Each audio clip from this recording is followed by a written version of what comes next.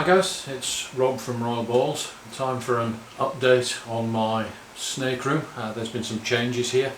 I've made the decision to get rid of my big reticulated pythons and my Burmese pythons. That's freed up a great deal of space here in the snake room. The terrarium's over here on the right hand side. You'll see behind me as well. Yes, the background is different, so let's just have a quick look around. So we've made a few changes to the snake room. This space here is where the reticulated pythons used to be, and I made the decision to move the reticulated pythons onto ARP constrictors. They were taking up a lot of space. They were getting to be a bit of a handful at 14-15 feet long, and I had no plans to breed them, and so I let Arwin have them along with the enclosures, and he is going to breed them. They're centre stage now at his shop. A very impressive display with two big reticulated pythons and my Burmese. So that left some space to revamp the snake room. So I've moved these racks here, which contain my breeder females, over to this side. These racks here are spares, new. So I've got an additional grow-on rack here and an empty adult rack here. This is another grow-on rack, and my hatchling rack has also been thinned out. I've moved some of the hatchlings into the grow-out racks here, and some of them have moved on to new homes. They've been rehomed, so just my holdbacks.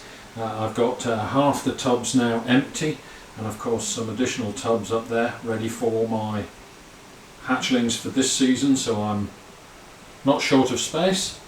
And of course my adult rack over here, I've got colubrids down this side here.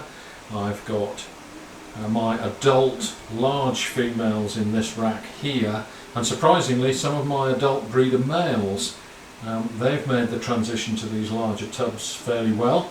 They seem to appreciate the extra space. They're quite active, and they've settled quite nicely in these big tubs. So this is full. I still have my green tree pythons over this side, and here are my supplies for keeping the snakes clean. But the green tree pythons both still here. I have my mangrove snake over here, curled up, fast asleep there. I still have my two warmer pythons down here. In the bottom here, soaking in the tub, is my yellow anaconda. I still have that. Now the tubs here that are open are males, and there's one there, and males that are currently being paired with females. And you'll see in my adult female rack here I have a extension socket and a thermostat. And what I've done here is, in my adult rack, the bottom two tubs now have a thermostat controlled heat cable at the back of the tubs to give a 90-degree hotspot.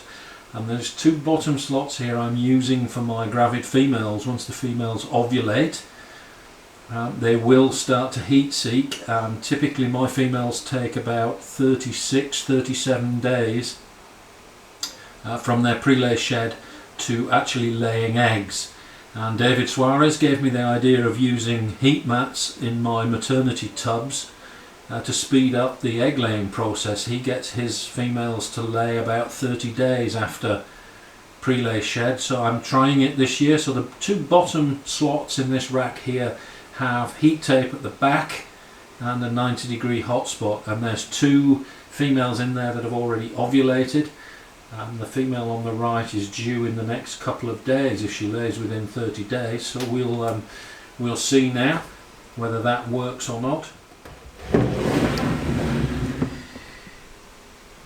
So this female here is my Silky Way. She has had a pre-lay shed, so 30 days from now she should lay eggs. Now this is a leopard ivory female paired to a pastel pied male, and she may possibly be het for pied, we'll see. But in any case, all the babies will be yellow belly, het pied as a minimum. So another 30 days for her.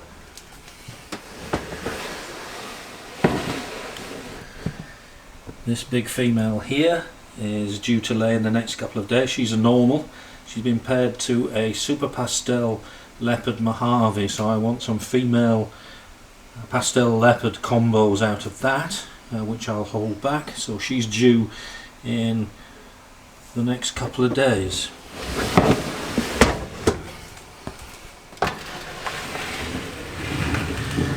This pastel het lavender female ovulated during the week, so she is the 4th female to ovulate for me. So we're just waiting on prelay shed for her, and she can move down into the bottom slot when the normal female lays eggs, because that's the maternity slot with the extra hot spot at the back, so she'll move down when that becomes vacant.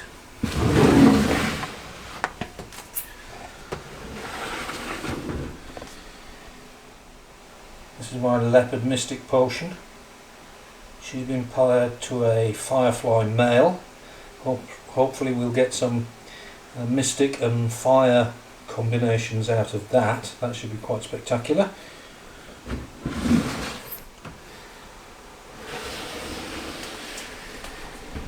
And this girl here is my pastel Enchi female, and she's currently locked up with the orange dream yellow belly male. So he's in his first breeding season for me, but he already knows what to do. This is his 2nd or 3rd lock with this female.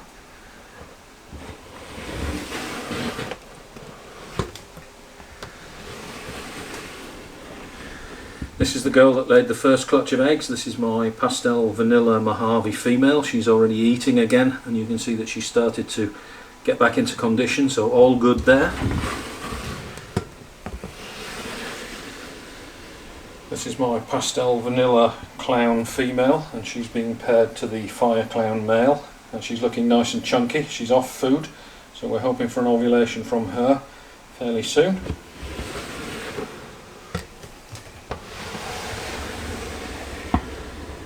And this is my pied female with the pastel pied male at the back. They were locked yesterday, but he looks like he's done, so we can probably take him out, but she's still being paired. So this is my pied female.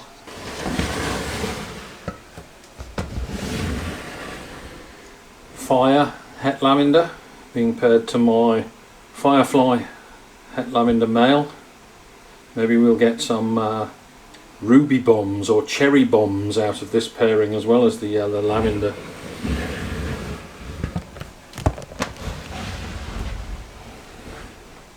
Spinner girl in here being paired to the scorch male, the super pastel leopard Mojave. She doesn't appear interested at the moment. This is my red stripe clown female. She's already up to 1500 grams, but the male I have lined up for her is a male that I produced last year, and we're waiting on him to get up to size, so it'll give her some time to grow up some more before we start pairing her. That'll be an exciting pairing. This is an interesting pairing that I've added to the breeding roster. This is my pastel Enchi clown female, and she was stuck on around 1350-1400 grams, and I was in two minds about whether to breed her. She's a very picky eater. She'd eat a mouse once every couple of weeks and was just not gaining any weight or size at all.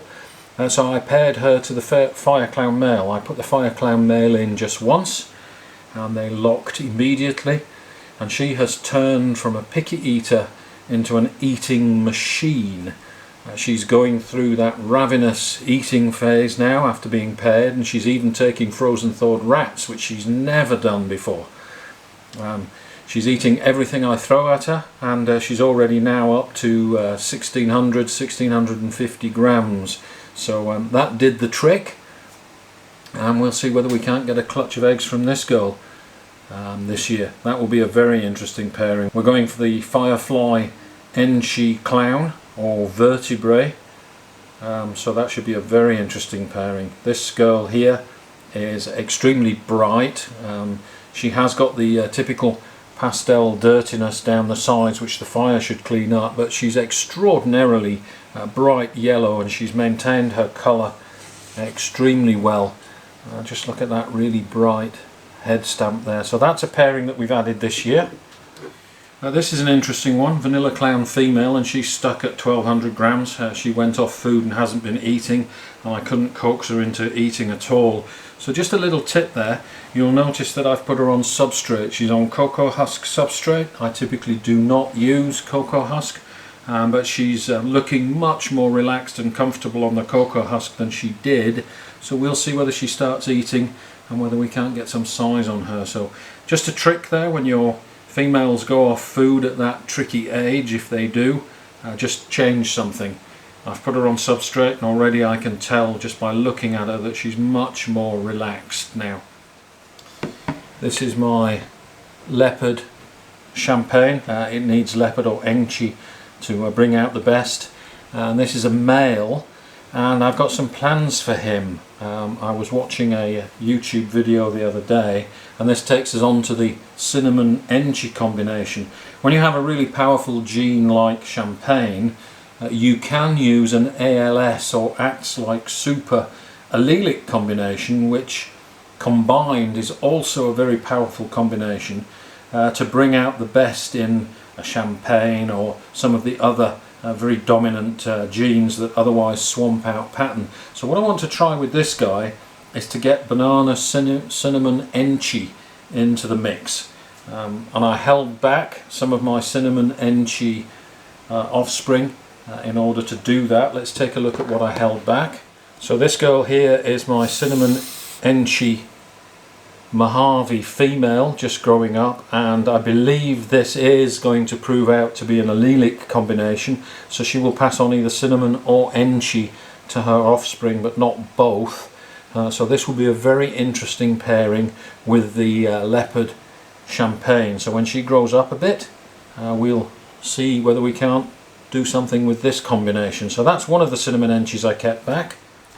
This guy here is a banana cinnamon enchi, again that allelic combination, giving a very different look to what you would normally expect to see. So this is my banana cinnamon enchi. He is a male, and I was thinking, just look at the lovely yellow flames coming up the side here and the really bright oranges that the cinnamon brings out. So I was thinking about putting this guy to a clown, because we get cinnamon or enchi het clowns from that pairing. So this may well be introduced to a female clown at some stage in the future. And I also kept this guy. This is a banana pastel cinnamon enchi warmer.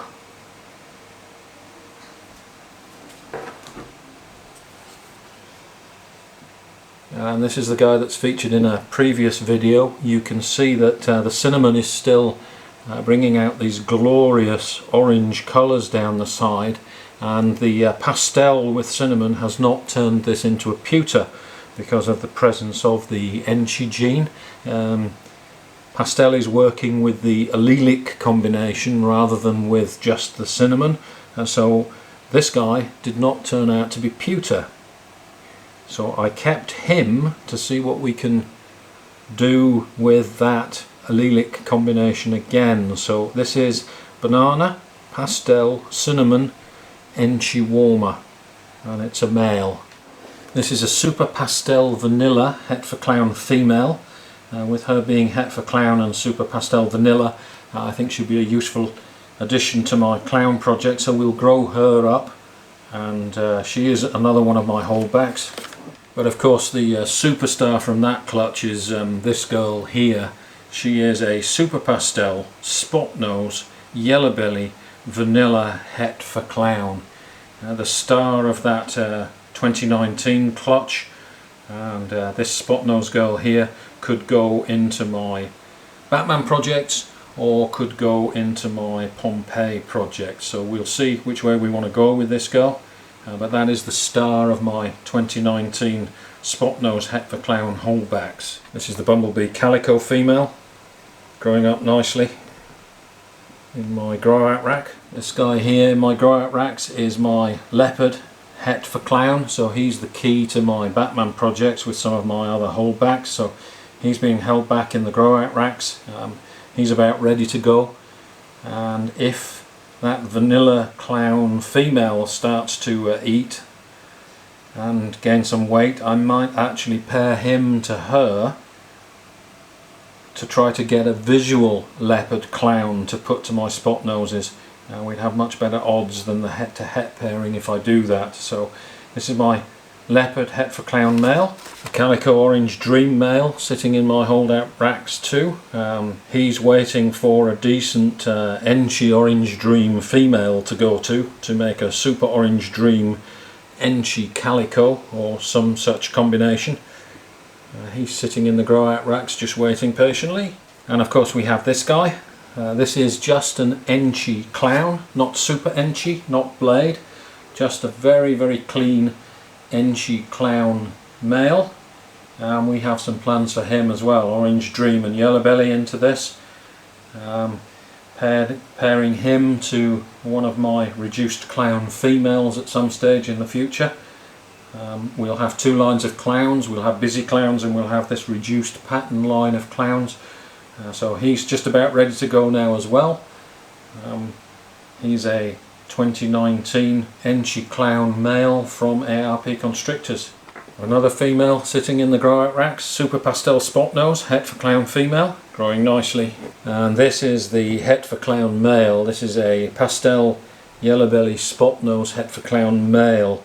So he'll be going into the red stripe female, and that will be part of my Pompeii project. We also have this girl here. She is a pastel lesser calico, crying out for orange dream and yellow belly to be added to that combination. Okay guys, thanks for watching. Don't forget to share, like and subscribe. As I said, not too much going on. We'll have some more content when I get some more eggs, but I hope you enjoyed just looking at a little bit of an update of some of my snakes and some of my projects. So we'll see you next time.